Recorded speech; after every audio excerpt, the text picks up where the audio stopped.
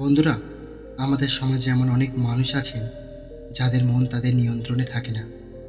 তাই আপনিও যদি এই ধরনের মানুষ হয়ে থাকেন, তাহলে বৌদ্ধ সন্ন্যাসীর এই গল্পটি মন দিয়ে শেষ পর্যন্ত শুনুন। গল্পটি ভালো লাগলে লাইক, শেয়ার এবং সাবস্ক্রাইব করতে ভুলবেন না। তো চলুন বন্ধুরা, গল্পটি শুরু করা যাক। বন্ধুরা, আমাদের সবাইকে ছোট থেকে আমাদের বাবা মা, আমাদের পরিবারের মানুষরা, আমাদের শিক্ষক শিক্ষিকারা চেষ্টা করেন ভালো শিক্ষা দিতে। সে আমরা ধনী পরিবারে জন্মগ্রহণ করি কিংবা গরিব পরিবারে জন্মগ্রহণ করি, আমাদের বড়রা সবসময় চায় আমরা যাতে ভালো শিক্ষা পাই।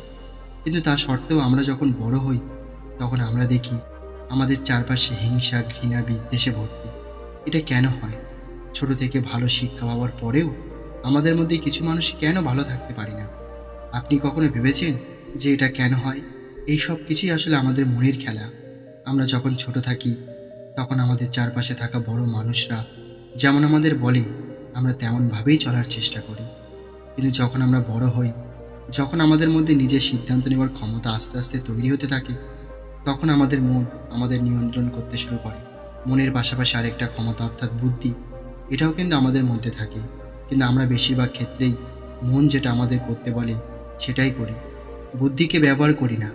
মনই আমাদের মধ্যে থাকা সব রকমের অভ্যাসের জন্য দায়ী থাকে। মনের কারণে আমাদের মধ্যে বিভিন্ন ইচ্ছা জন্ম হয়, বিভিন্ন কামনার জন্ম হয়। মনের ইচ্ছার বিরুদ্ধে আমরা কিছুই করতে পারি না। মন আমাদের যেমন খুশি দেয়, তেমনি দুঃখ দেয়। মন আমাদের দুঃখের সময় লোভ দেখায়। মন বলে যে এই রাস্তায় চলো, তাহলে তোমার দুঃখ দূর হবে। কিন্তু কোন রাস্তাটা সঠিক আর কোনটা বেঠিক, সেটা মন সিদ্ধান্ত নিতে পারে না। সে শুধু অনুভূতি অনুসারে আমাদের কাজ করতে বলে, যে কাজটা করলে এই মুহূর্তে আমাদের কিছুটা ভালো লাগতে পারে। মন সবসময় আমাদের সেই রাস্তা বেছে নিতে বলে। খুব তাড়াহুড়ো করে কোনো রকম পরিস্থিতি বিচার বিবেচনা না করেই মন আমাদের একই ব্যাপারে সিদ্ধান্ত নিতে বাধ্য করে। কিছু ক্ষেত্রে হয়তো সেই সিদ্ধান্ত সঠিক হয়, কিন্তু আপনি খেয়াল করে দেখবেন, কোনো রকম বিচার বিবেচনা না করে শুধু মন চাইছে বলে যে সিদ্ধান্তগুলো আপনি নেন, তার মধ্যে বেশিরভাগই ভুল সিদ্ধান্ত হয়। কিন্তু এই মনের চাওয়ার সিদ্ধান্ত নিয়ে ফেলেন। মাঝে আমরা যদি নিজের বুদ্ধিকে ব্যবহার করতে শিখে যাই, তাহলে কিন্তু আমাদের নেওয়ার সিদ্ধান্তগুলো সঠিক হওয়ার সম্ভাবনা অনেক বেড়ে যাবে। তাই এই সব কিছুই এই গল্পের মাধ্যমে বোঝা যাক। এক গ্রামে একজন বৌদ্ধ সন্ন্যাসী থাকতেন, যার ব্যাপারে সেই গ্রামের মানুষরা বলতো যে সেই বৌদ্ধ সন্ন্যাসী নিজের মনকে জয় করে ফেলেছেন। কারণ সেই বৌদ্ধ সন্ন্যাসী নিজেই গ্রামবাসীদের এই কথা বলেছিলেন। তিনি বলেছিলেন, যে কোনো পরিস্থিতিতে সে নিজের মনকে নিয়ন্ত্রণ রাখতে পারে, তার ভেতরে কোনো রকম কোনো বাজে অভ্যাসই আর বেঁচে নেই। সেই জন্য সেই গ্রামের প্রত্যেকে সেই বৌদ্ধ সন্ন্যাসীকে খুব সম্মান করত তার প্রবচন শোনার জন্য। তার আশ্রমে সবসময় গ্রামের মানুষের ভিড় লেগে থাকত। কিন্তু হঠাৎ একদিন সেই গ্রামে অন্য কোনো জায়গা থেকে অন্য একজন বৌদ্ধ সন্ন্যাসী আসেন।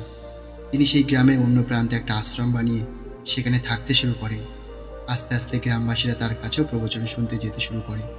সেই দ্বিতীয় বৌদ্ধ সন্ন্যাসীর মধ্যে জীবন সম্পর্কে, আমাদের মন সম্পর্কে এত বেশি জ্ঞান ছিল যে সময়ের সঙ্গে সঙ্গে গ্রামের বেশিরভাগ মানুষ তার কাছে যেতে শুরু করে। আর প্রথম বৌদ্ধ সন্ন্যাসী আশ্রম আস্তে আস্তে খালি হয়ে যায়। প্রথম বৌদ্ধ সন্ন্যাসীর কাছে যে কয়েকজন মানুষ তখনও আসত, তারা সেই বৌদ্ধ সন্ন্যাসীকে বলতে লাগলো, গুরুদেব, আমরা আপনার ভক্ত, তাই আমরা আপনার কাছে আসি। কিন্তু এই নতুন বৌদ্ধ সন্ন্যাসী এক নম্বরে ভণ্ড একজন মানুষ। সে গ্রামবাসীদের ভুলিয়ে ভালিয়ে নিজের প্রবচন শোনার জন্য নিয়ে যায়। আর তার কথায় কী জাদু আছে কি জানি, গ্রামবাসীরাও এখন শুধু তার কাছেই যায়। আপনার শীঘ্রই এই ব্যাপারে কিছু করা উচিত। তার ভক্তদের কাছে এই কথা শুনে প্রথম বৌদ্ধ সন্ন্যাসী চিন্তায় পড়ে গেলেন। তিনি ভাবতে লাগলেন, আমার ভক্তরা তো ঠিকই বলেছে, ওই সন্ন্যাসী নিশ্চয়ই একজন ভণ্ড হবে। না হলে কি সে আমার কাছ থেকে গ্রামবাসীদের বোকা বানিয়ে নিজের প্রবচন শোনার জন্য নিয়ে যায়? ওই সন্ন্যাসীর পর্দাফাশ করতেই হবে। এসব ভেবে তিনি পরের দিন সেই দ্বিতীয় বৌদ্ধ সন্ন্যাসী আশ্রমে পৌঁছে যান। গিয়ে দেখেন প্রচুর পরিমাণ গ্রামবাসী তার আশ্রমে তাকে ঘিরে বসে আছে, আর তিনি তাদের প্রবচন দিচ্ছেন। সেখানে এত ভিড় দেখে প্রথম বৌদ্ধ সন্ন্যাসীর খুব খারাপ লাগে। তিনি সবার মাঝে গিয়ে জোরে জোরে বললেন, আমি তোমাদের এতদিন ধরে এত কিছু শেখালাম, তোমরা আমার শেখানো কথা প্রয়োগ করে জীবনে এত উন্নতি করলে, আর এই 2 দিনে আসা অন্য একজন সন্ন্যাসী তোমাদের কাছে আমার থেকেও বড় হয়ে গেল। তোমরা কিন্তু বড় ভুল করছো। এই সন্ন্যাসী একজন ভণ্ড, আর আমি সেটা এখনই প্রমাণ করে দেব। আমি চাই যে এই সন্ন্যাসী আমার সাথে শাস্ত্রজ্ঞানের প্রতিযোগিতা করুক, আর এই প্রতিযোগিতার পরেই তোমরা বুঝে যাবে যে কে সঠিক আর কে ভণ্ড। এই বলে তিনি সেই দ্বিতীয় বৌদ্ধ সন্ন্যাসীকে প্রতিযোগিতার জন্য আহ্বান জানালেন। দ্বিতীয় সন্ন্যাসী প্রথম সন্ন্যাসীর আহ্বান স্বীকার করে নিলেন। সম্পূর্ণ গ্রামবাসীর সামনেই দুজনের মধ্যে শাস্ত্রজ্ঞানের প্রতিযোগিতা শুরু হলো। যত সময় এগোতে লাগলো ততই দ্বিতীয় সন্ন্যাসী জেতার পথে এগিয়ে গেলেন। প্রথম সন্ন্যাসী যখন বুঝতে পারলেন যে তার হার নিশ্চিত, তখন সে রেগে সেখান থেকে উঠে নিজের আশ্রমে চলে গেল। আশ্রমে গিয়ে তিনি ভাবতে লাগলেন যে কিভাবে সেই দ্বিতীয় বৌদ্ধ সন্ন্যাসীকে গ্রাম থেকে বার করা যায়। তিনি অনেকভাবে চেষ্টা করলেন, কিন্তু তার প্রত্যেক চেষ্টাই অসফল হলো। তারপরে একদিন রাতে তার রাগের সীমা এত বেড়ে গেল যে তিনি ঠিক করলেন তিনি দ্বিতীয় সন্ন্যাসীকে হত্যা করবেন। একমাত্র তাকেই মেরেই তিনি শান্তি পাবেন। আর যেই ভাবা সেই কাজ। সঙ্গে সঙ্গে তিনি একটা ধারালো কাঠেরি নিয়ে রাতের অন্ধকারে দ্বিতীয় বৌদ্ধ সন্ন্যাসী আশ্রমে গেলেন তাকে মারতে। আশ্রমে পৌঁছানোর পর যখন দ্বিতীয় সন্ন্যাসীকে মারতে যাবেন, ঠিক সেই সময় দ্বিতীয় সন্ন্যাসী ঘুম থেকে উঠে পড়েন আর তাকে আটকে দেন।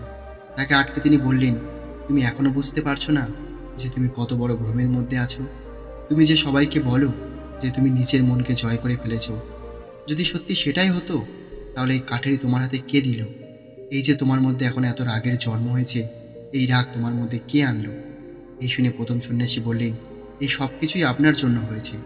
যদি আজকে আপনি এখানে না থাকতেন তাহলে এই দিন কখনোই আসতো না। এই কথা শুনে দ্বিতীয় সন্ন্যাসী বুঝতে পারলেন যে মন সেই প্রথম সন্ন্যাসীকে সম্পূর্ণ নিজের নিয়ন্ত্রণে নিয়ে ফেলেছে, তাই সে এখন নিজের সব বোধ বুদ্ধি হারিয়ে ফেলেছে। দ্বিতীয় বৌদ্ধ সন্ন্যাসী প্রথম সন্ন্যাসীকে বললেন, তোমার কি মনে হয় তুমি কি একজন খারাপ মানুষ? প্রথম সন্ন্যাসী বললেন, না। দ্বিতীয় সন্ন্যাসী বললেন, তুমি কি তাহলে একজন লোভী? প্রথম সন্ন্যাসী বললেন, না। তাহলে তুমি নিশ্চয়ই একজন স্বার্থপর মানুষ হবে। প্রথম সন্ন্যাসী আবারও বললেন, না, আমি এর মধ্যে কোনোটাই না। তখন দ্বিতীয় বৌদ্ধ সন্ন্যাসী বললেন, তাহলে তোমার হাতে এই হাতিয়ার ধরালো কে? তুমি একজন গুরু হয়ে এত বড় অনাচারটা করতে এলে কী করে? দ্বিতীয় সন্ন্যাসী এই কথা শুনে প্রথম সন্ন্যাসী নিজের হাতের দিকে দেখলেন আর নিজের ভুল বুঝতে পারলেন।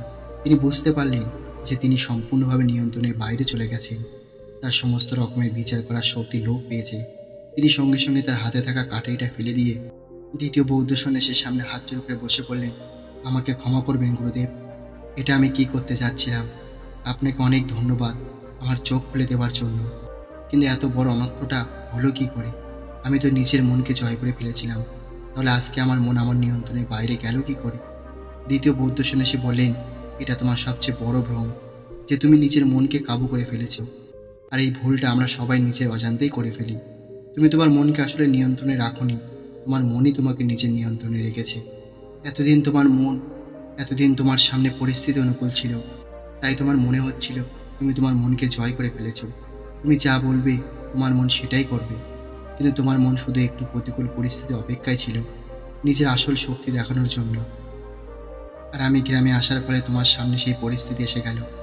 আমাদের জীবনে এমনই হয়, যখন আমাদের সময় ভালো চলে আমাদের মনে হয় আমরা নিজের মনকে একদম নিয়ন্ত্রণ করে ফেলেছি, কিন্তু যখনই পরিস্থিতি একটু খারাপ হয় আমাদের মন আমাদের বুঝিয়ে দেয় বরং মনই আমাদের নিজের নিয়ন্ত্রণে রেখেছে। আর সেরকম পরিস্থিতির সময় আমরা বুঝতেও পারি না যে আমার মনের নিয়ন্ত্রণে আছি। আমরা নিজেকে একবারও প্রশ্ন করি না যে যেটা আমরা করছি সেটা কি উচিত, নাকি মন আমাদের দিয়ে সেটা করাচ্ছে। তার সামরিক ভালো অনুভূতির জন্য তুমিও ঠিক এইভাবেই নিজের মনের বশবর্তী হয়ে আজকেই অনাচার করতে যাচ্ছিলে। কিন্তু তুমি যদি এটা করার আগে একবার নিজের বুদ্ধির দ্বারা বিচার করতে, তাহলে তুমি হয়তো কখনোই এই সিদ্ধান্ত নিতে না। তোমার বুদ্ধি তোমাকে অনেক আগেই বুঝিয়ে দিত যে তুমি যেটা করতে যাচ্ছ সেটা সঠিক নয়। আমাদের প্রত্যেকের উচিত যে কোনো সিদ্ধান্ত নেওয়ার আগে নিজেকে একবার প্রশ্ন করা, যেটা করা কি ঠিক নাকি বেঠিক, এটা আমাদের মন আমাদের দিয়ে করাচ্ছে নাকি আমরা সজ্ঞানে এটা করতে যাচ্ছি। জেনে রেখো, যখন যখন তোমার মন তোমাকে সম্পূর্ণভাবে নিজের নিয়ন্ত্রণে নেওয়ার চেষ্টা করবে, একমাত্র তোমার বুদ্ধি তোমাকে মনের নিয়ন্ত্রণে যাওয়া থেকে আটকাতে পারবে।